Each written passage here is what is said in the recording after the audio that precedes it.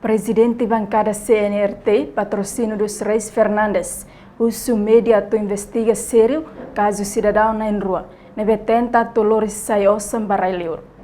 Presidente bancada CNRT, patrocínio dos Reis Fernandes, hato assunto ne quinta-feira semana ne ia dili relaciona ho caso Lorisai Osang ho montante rihung atus ida tolonulo nebe cidadão na rua feto ida nomane ida ho inisial MK ho MBA tenta atu Lorisai husi aeroporto internasional Nicolau Lobato dili Fulankotuk Liuba.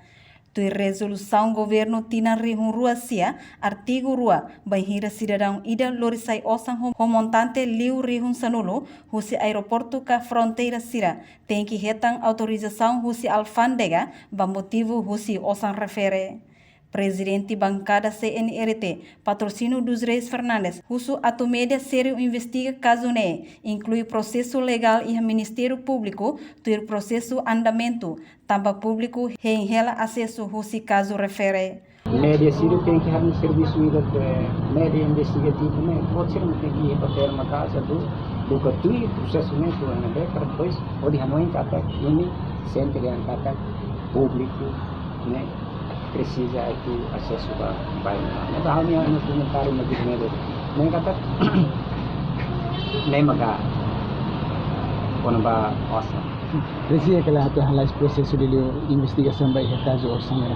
Hal hano ya nem onho dehen halais nem precisa.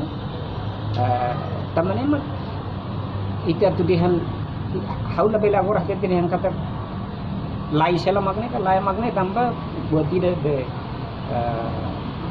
osan ni airport me no katen na considera nesan